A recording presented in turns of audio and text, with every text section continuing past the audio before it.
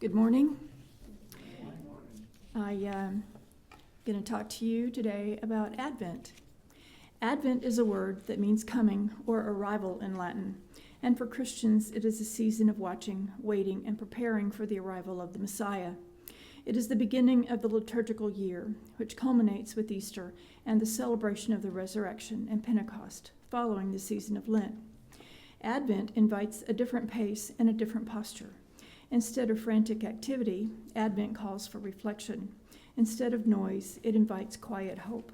Instead of distraction, it asks for attention to God's presence and promises.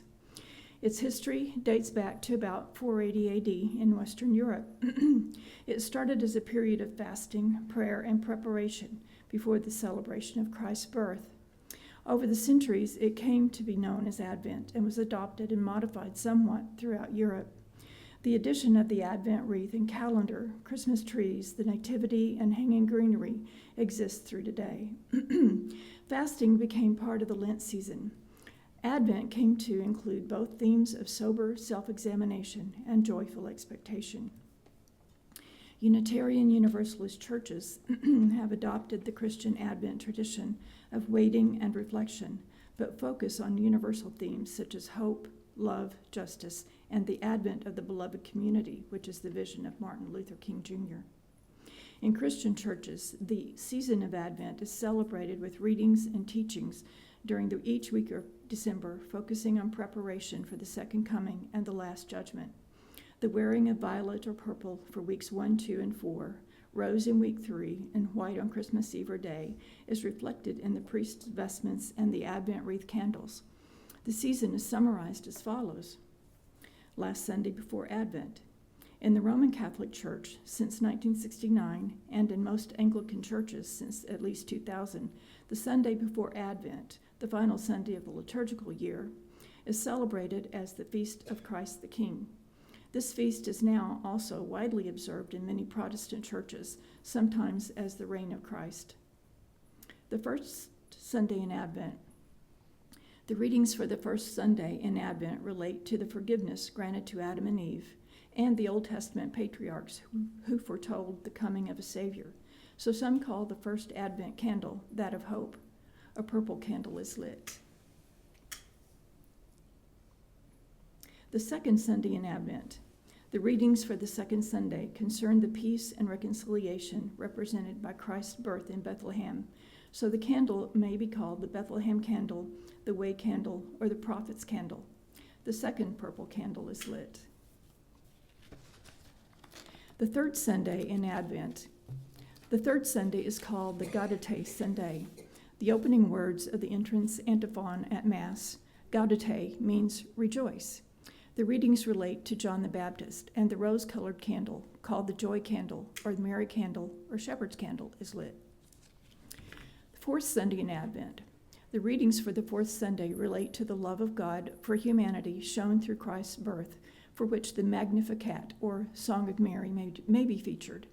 The fourth candle, which may be known as the angel's candle, is lit. Christmas Eve or Christmas Day. Where an Advent wreath includes a white candle in the middle of the wreath, it is known as the Christ candle. Unitarians light the Advent wreath candles with weekly themes of hope, peace, joy, and love, using purple, pink, and white candles as well. The origin and history of the wreath itself is interesting. The concept of the wreath kept in homes and churches originated among German Lutherans in the 16th century. However, it was not until 3 centuries later that the modern Advent wreath took shape. It originated from an 1839 initiative by John Heinrich Wiechern, a Protestant pastor in Germany and a pioneer in urban mission work among the poor. To deal with the impatience of the children awaiting Christmas whom he was teaching, Wiechern made a ring of wood with 19 small red tapers, 4 large white candles. Every morning a small candle was lit, and every Sunday a large candle. Modern practice only retains the large candles. The wreath is an ancient symbol signifying several things. First of all, the crown symbolizes victory, in addition to its round form evoking the sun and its return each year. The number 4 represents the 4 Sundays in Advent, and the green twigs are a sign of life and hope.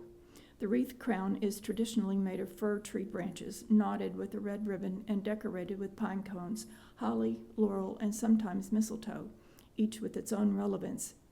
The fir tree is a symbol of strength, and laurel a symbol of victory over sin and suffering.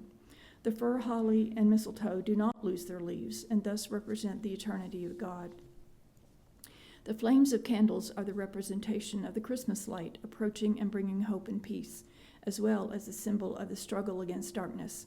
For Christians, this crown is also the symbol of Christ the King, the holly recalling the crown of thorns resting on the head of Christ.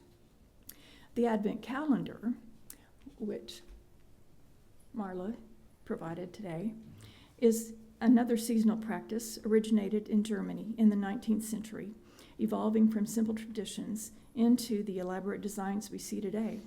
The earliest calendars were created as another way to manage children's excitement and direct their focus on Advent. Each day from December 1st to Christmas were counted down on the calendar with small surprises for each day.